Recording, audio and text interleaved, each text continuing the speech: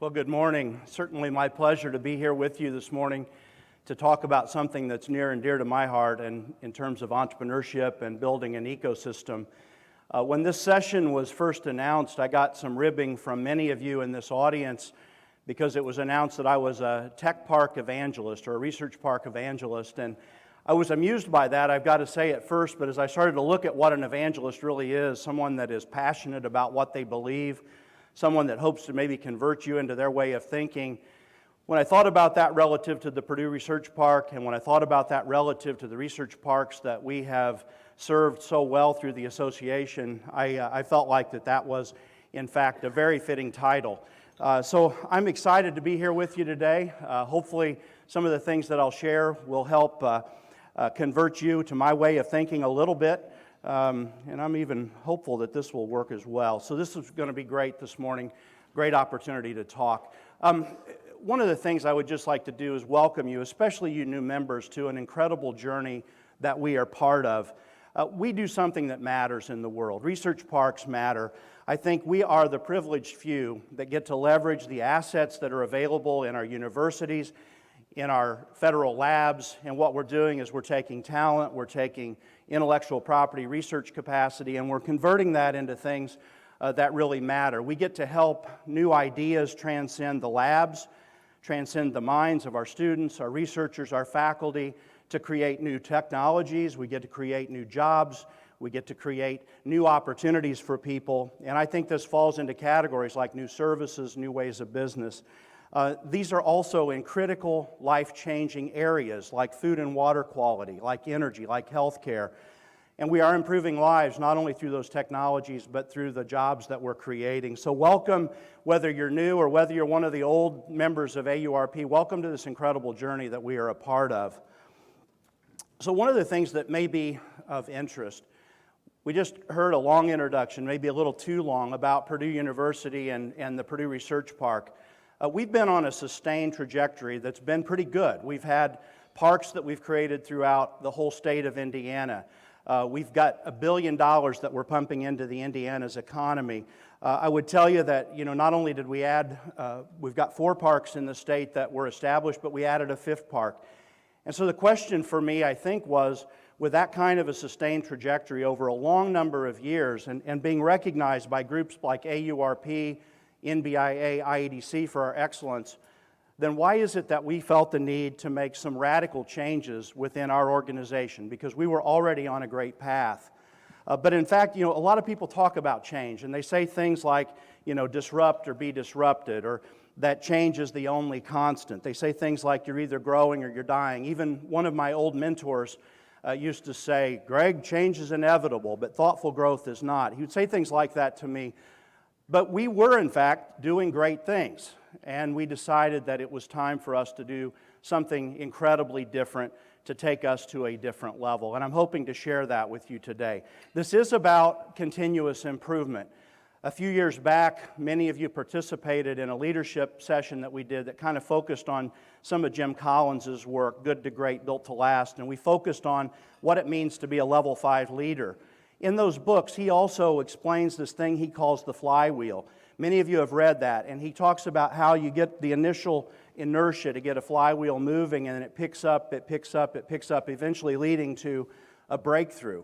And I would tell you that in our history at Purdue, we'd had several breakthroughs. When we decided to get big into business incubation, that was a breakthrough. When we decided that we would go statewide with our research park footprint, that was a breakthrough. But I would tell you in the last 5 or 6 years, what we had been doing was just sort of incremental change. And in Collins's work, he says that if you take disciplined people, disciplined thought, disciplined action, that you can put that into that flywheel and that'll lead to some breakthroughs. And even though we were moving fast, even though we were making things happen, we decided to task a wildly talented group of people and give them something new to work on, and that has unleashed them to lead to some breakthroughs, and I'm hoping to share those with you this morning. Now, many of you are David Letterman fans. He retired earlier this year. Now, David Letterman was an Indiana guy. He grew up in Indianapolis, famous for his top 10, right? So AURP is all about applied knowledge. This is about us sharing things that you can actually take with you today and apply in some way. And whether you're an idea right now, hoping to create a park, or whether you're a well-established park with thousands of employees, I'm hoping that the top 10 things that we've been doing right now to create a more robust entrepreneurial ecosystem at Purdue will be helpful to you. So let's get started with that. This is a set of not only attitudes but actions that we've been working on at Purdue that are making a huge difference. The first of these is understanding why. When we were out in Tempe, I'm going to move this forward, but when we were out in Tempe, if you wonder if I'm going through some personal change, I would just confirm that, because we're about 2 blocks from Mill Avenue, and a bunch of us decided instead of going out for the evening, Mason actually organized a little TEDx viewing, and we sat out on the veranda and we watched some TEDx videos. One of those videos that we watched was Simon Sinek, and many of you have watched that, and I just wanted to recreate the diagram here that Simon uses in his video where he talks about understanding why. If you want to look that video up, it's called Start With Why. What Simon does for us in a very short listen is he talks about how a lot of organizations behave. In many cases, they start out with what they do, then they tell you how they do it, and they often don't even tell you why they do it, or maybe they don't even completely understand why. He gives us this great example of Apple computers, and what he says is that Apple could just say, hey, we make great computers, our products are beautifully designed, they're simple to use, and they're user-friendly. Would you like to buy one? Then he kind of gives you this, and he tells us that we don't know why. Maybe that doesn't compel us to action. What he goes forward then and says is that, in fact, what Apple does is they absolutely start with why. And I'll paraphrase this, but more or less he says something to the effect of, in everything we do, we believe in challenging the status quo. We believe in thinking differently. Then he says, the how. Well, we make products that are beautifully designed. They're simple to use. They're user-friendly. We just happen to make great computers. Starting with why appeals to people in a different way, because you understand why you're there. Now, I would tell you that we put a lot of focus into this before we started this dramatic change. And the why for us, and the why for you, I hope, is this is about moving life-changing technologies to the marketplace. And I would tell you that that is a drum that we beat every day. This is about moving life-changing technologies to the marketplace. So let's take the Purdue Research Park for a moment. Why? It's about moving life-changing technologies to the marketplace. Well, how? Well, we happen to have a lot of value-added services aimed at companies of all sizes so that they can be part of that. We happen to have a great research park. If we were to go to the Foundry, which you saw the logo there a moment ago, the Foundry is a startup hub. This is an accelerator that we've created to make it easier to start companies. The why? This is about moving technologies to the marketplace. We happen to have a lot of services that are aimed at entrepreneurs of all abilities. We happen to have a great accelerator.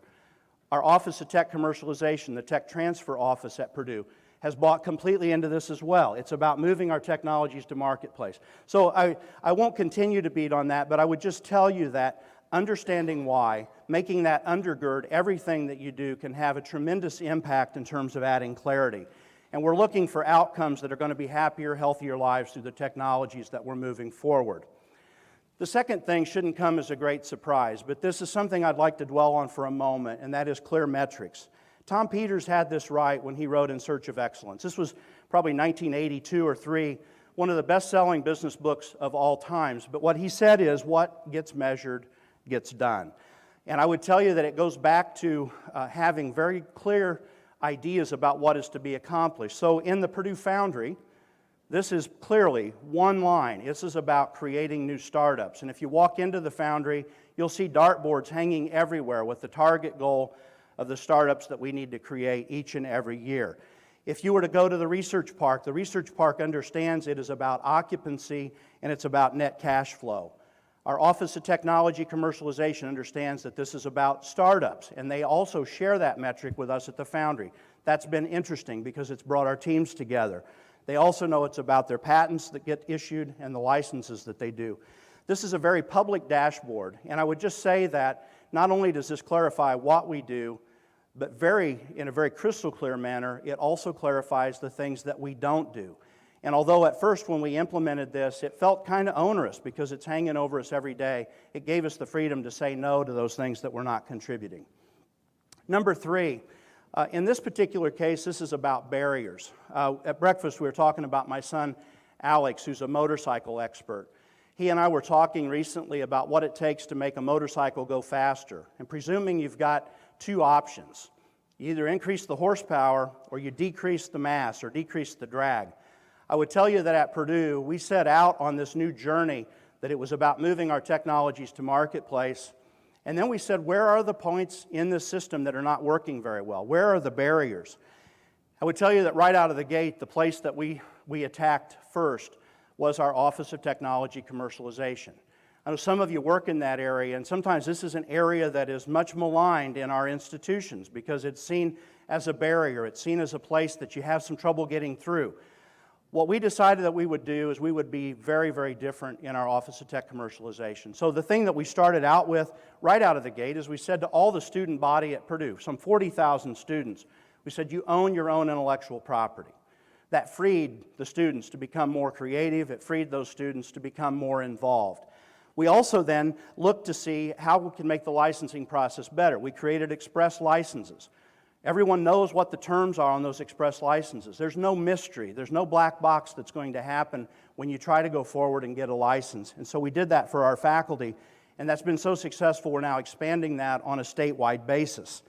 We also told our faculty that if we decided not to pursue intellectual property protection, we're going to reconvey that to you, and we're going to give you a minimum of 6 months so that you can perfect your own intellectual property if you so choose. That took so much heat out of the system because in many cases, they were getting their technology back late. They didn't have a lot of time to react, and they were blaming our own Office of Tech Commercialization. We took the patent process in-house. That's led to a decreased cost and a vast increase in issuances. When someone wants to license our technology, we actually work with their attorney in a three-way agreement. These things have fundamentally changed the way that people look at the barrier that used to exist as our Office of Tech Commercialization, and they're now perceived as a partner. A couple of other quick examples. We wanted the international population at Purdue to be more involved in entrepreneurship. In fact, Purdue leads the world in terms of the number of international students. So we created a program where we actually supply funding to help change your visa status that would enable and empower you to be involved in a startup. So that was a barrier that we removed. We also realized that although we had great hit rates on our SBIR and our STTR grants, not enough people were submitting grants. We found out that they just didn't have the time.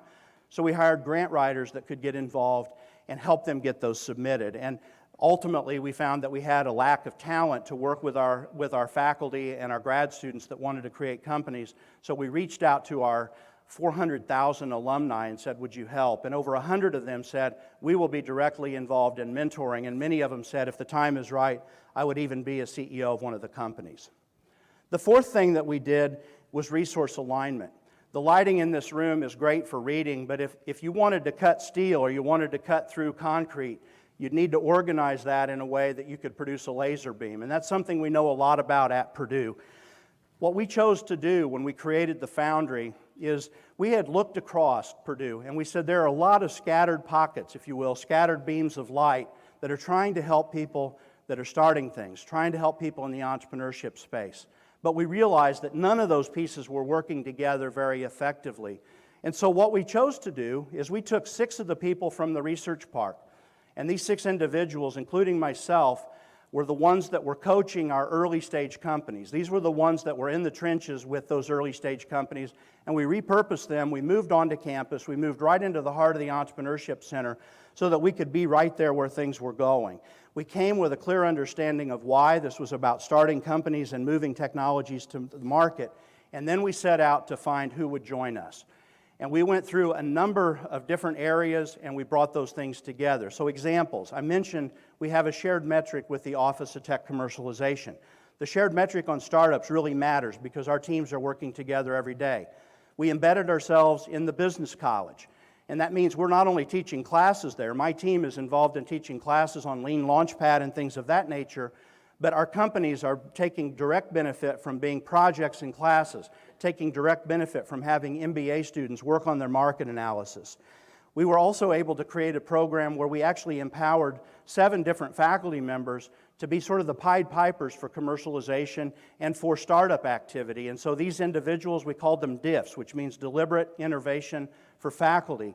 We empowered these individuals to represent what we're doing in the colleges throughout the Purdue campus. That's led to a tremendous influx of new ideas. We created a graduate track for our grad students so that they could learn entrepreneurship. We looked at all the maker spaces that were available on campus, and most of these were pocketed and siloed, only available to the units that had created them, and we made them available to everyone so that they could be used.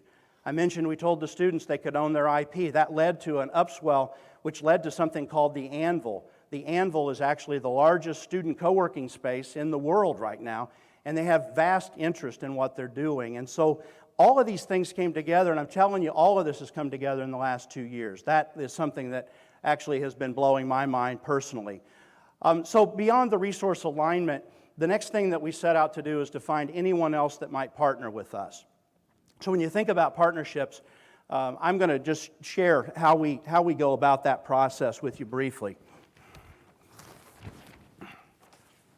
And I call this just listening for overlap.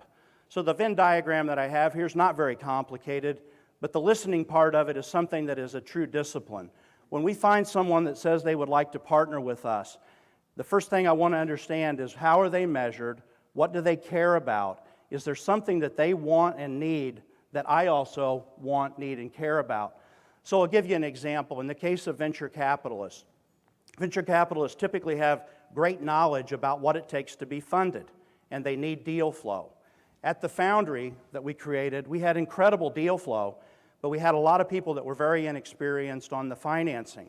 Now, we could have arranged for a really great day with that venture capitalist, but instead we arranged for a really great partnership, and we said, look, here's what we'd like to do. We're going to take on an attitude of mi casa es su casa. In other words, our house is your house. Come and hang with us.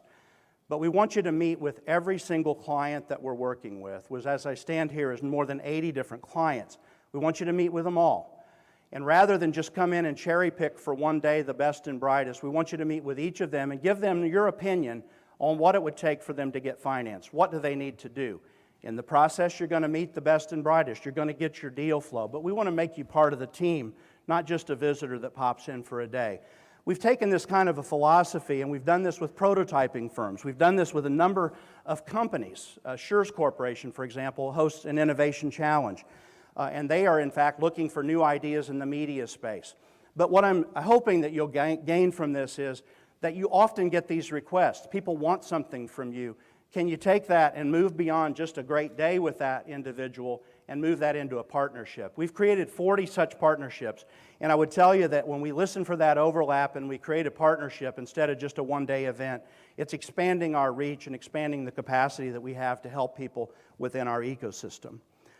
So number 6, this is actually a bit more of an attitude as much as it is an action.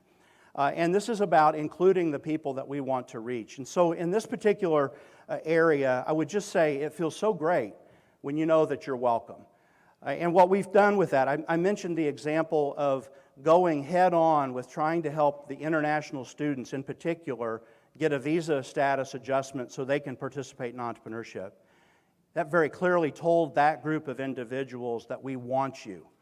We're in the process right now of launching an incredible program that's going to say the same thing to those women that would like to become involved in entrepreneurship. Those of you who were with us in March heard Karen Griffith-Greiga give an incredible talk about the return on investment for having women in your founding team. Well, Karen's coming to Purdue next week, and she's going to give a great talk on that. And this is going to be the lead-off to us encouraging women, not only at Purdue, but throughout the state, to be more involved in entrepreneurship.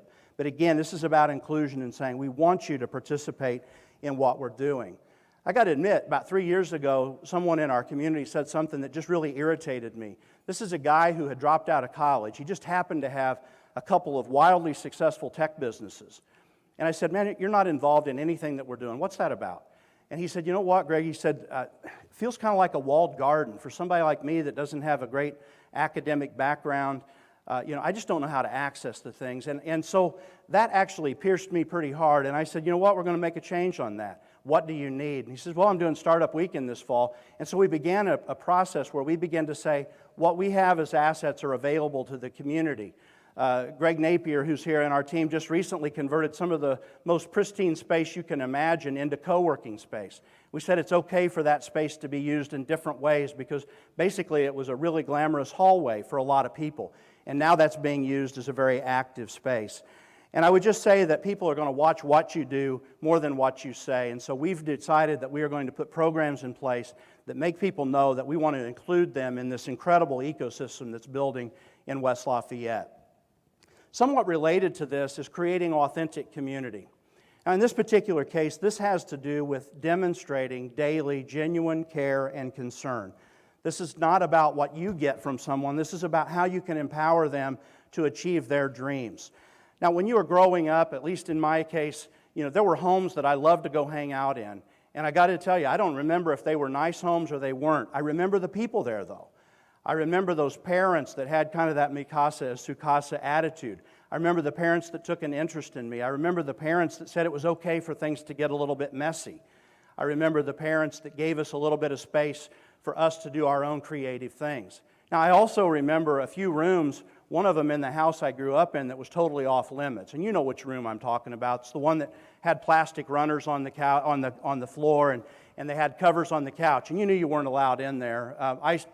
I did time for for going into my mom's room of that such to play a little football with a friend one day, and it turned out it was a great place to throw the football around, and I paid a heavy price for that. But when you have those kinds of things that tell you you're off limits, tell you that you really can't be yourself, that is challenging. So what we've done is we've tried to embrace that messy is okay. We've also tried to be genuine in our team. I'm one of the baby boomers in our team. I get that. If I pull my hair back in a man bun and try to slip into some skinny jeans, you are not going to think I'm a hipster, right? I'm a poser at that point. That that. I know that. The one thing that I would tell you, though, that has really driven home the fact that we're getting there on this point is that I am suddenly pretty cool with being uninvited to things. So I'll give you a couple of examples. One of my team, young millennial guy on the team, was having a dinner. I wanted to go. I was excited about it. They were going to go to a sushi bar, and he kind of subtly said, I don't know. I'm not really sure that's going to be the right thing to do. I kind of realized all of a sudden he was trying to build authentic community with people that were in his group.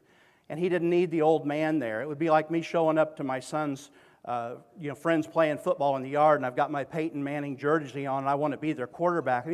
I don't fit in that. It was okay for him to tell me, why don't you hold back on that one? In this women's group that is going forward, I've been uninvited to a couple of things there. I am the biggest cheerleader for this that you will find on the Purdue campus right now, but it was okay for me not to be invited there. Even last week, my own office manager, we were having a gathering with our Office of Tech Commercialization to meet some new people on the team, and she said, hey, do you mind if I run this one today? I said, well, what are you thinking? And she says, well, we want this to be so casual, and I want to make sure that it's that. I think if I do it, it'll actually be better. You know what? She was right. It was better. So I'm just going to tell you, when your staff start to tell you that you're not invited to things, that's a cool place to be because you know that you're empowering them to create authentic community. So those are some things that are going on, and we're finding that people want to be part of a community that is bigger than themselves. Experiments. This is something that I would just tell you, we've adopted an attitude that failure is okay, but inaction certainly is not. It's ironic, the population that we serve are people that experiment every day. The scientific method's defined as experimenting, observing, and then you iterate, and you experiment, and you observe, and then you iterate. When we send someone out into the marketplace as an entrepreneur, we're going to tell them, get your minimally viable product ready and go get it validated.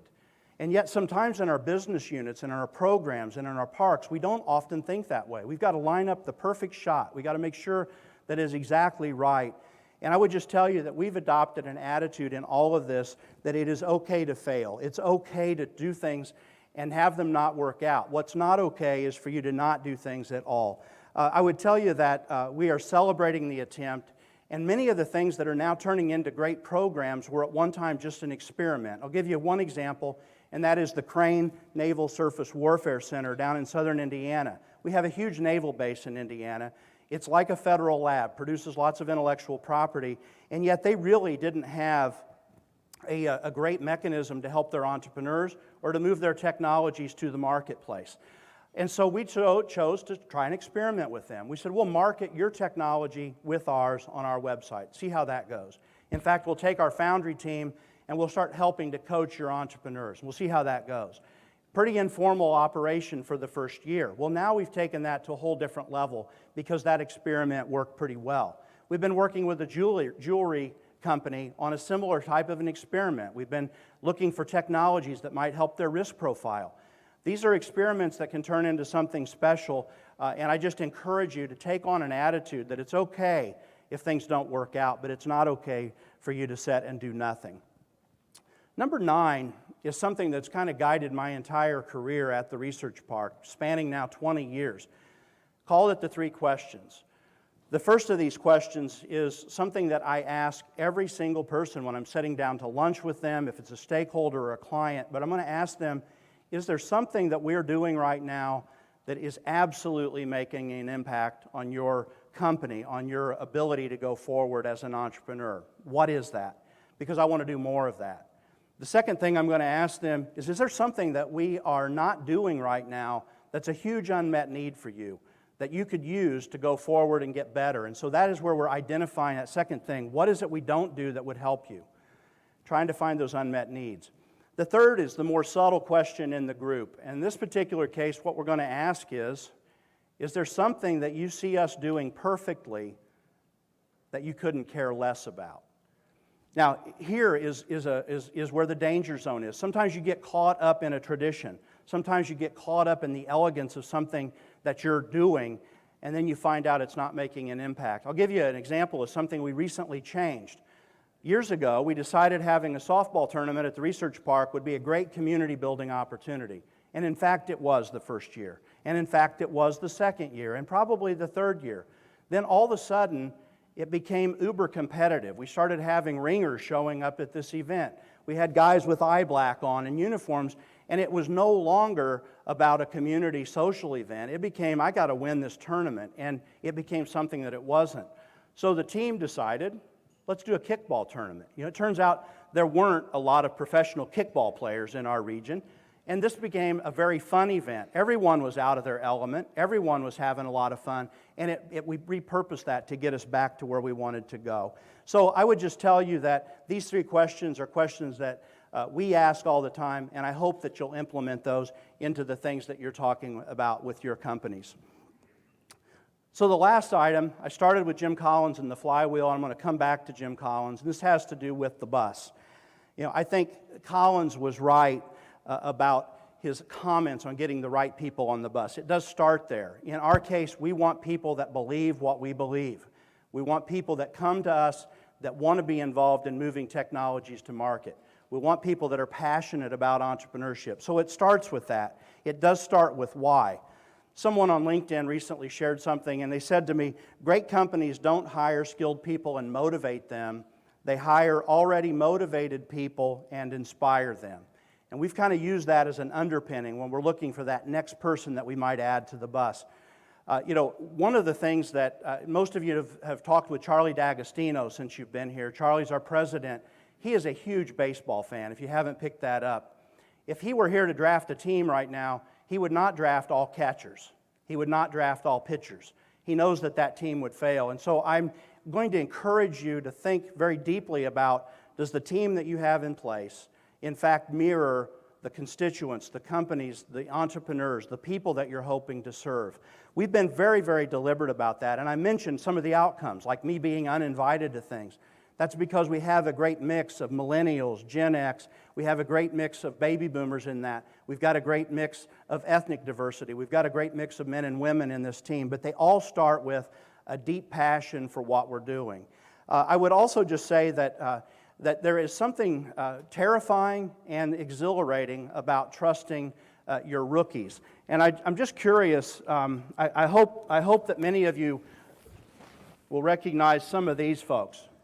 Who's the little girl? Anyone? Shout it out. Anyone? Boo? I heard Boo. Boo. This is Monsters, Inc. You remember the story of Sully and Mike, and they work for this company that scares little kids for a living. And then they capture those screams, and it's used to power this land that they live in. That's the plot. What's fascinating about it, though, is something that we can learn from Boo. And in this particular story, if you'll remember, Boo doesn't know she's supposed to be afraid of Sully. It's hilarious. He comes in, he's going to scare her, and then he walks back out her door, and she's like on his back, and she doesn't say hardly any words, but I remember her going, "Kitty, kitty." She thinks he's a big cat.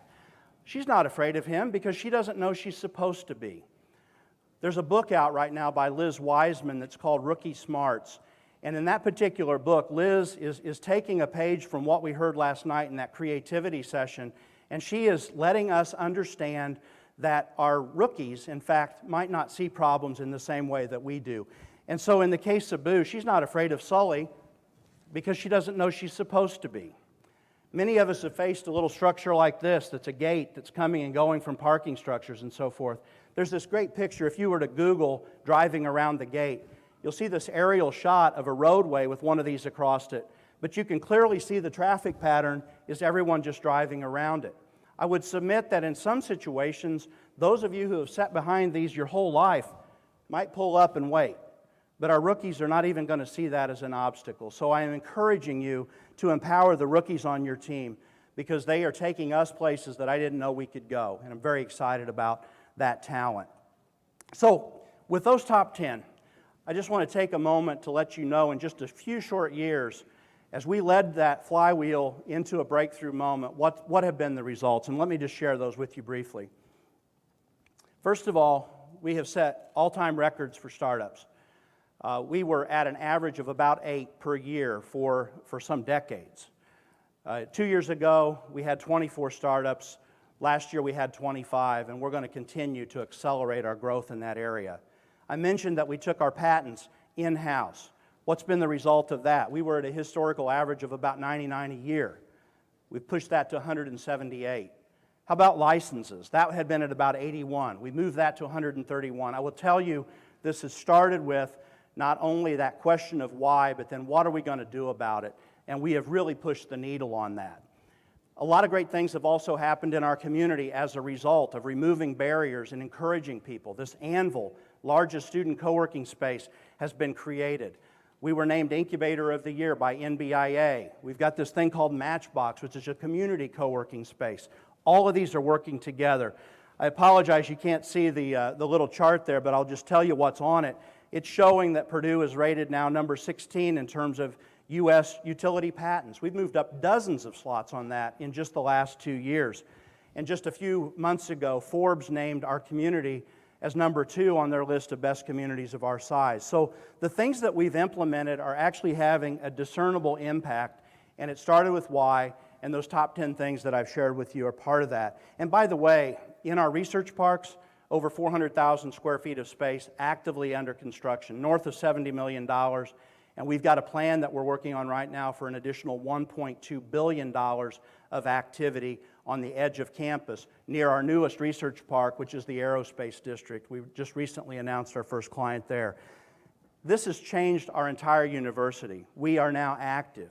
We've got record giving that's happening at the university. And I would tell you that this same idea has pervaded into our working with corporations that want to sponsor research.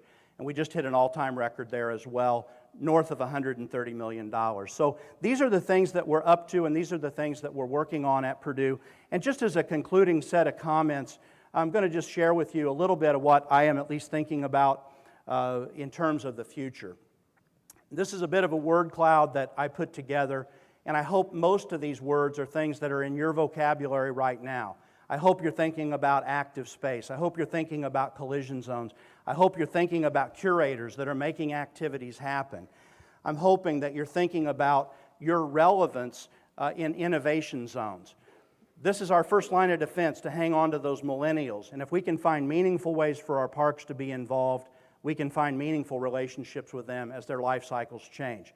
I'm thinking about a park without walls, not constrained by the real estate, but how we're relevant to the landowners and the other people in our whole region to get them involved. Of course, I'm thinking about millennials and baby boomers. I'm thinking about authentic community, and ultimately leading to the X factors that are going to be the differentiators for us at Purdue.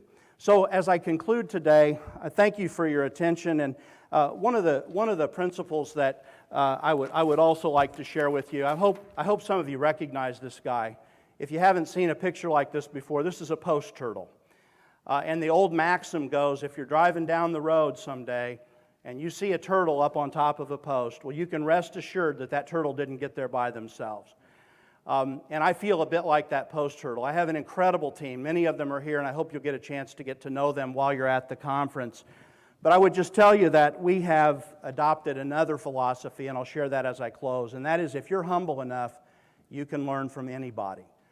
That's what AURP is about. I hope you will take full advantage of the opportunities here at AURP to learn from your peers. Many of them taught me my first year on the job and have continued to do so. And I thank you all for your opportunity to share some of the things that we're doing at Purdue, and I hope you have a great conference. Thank you.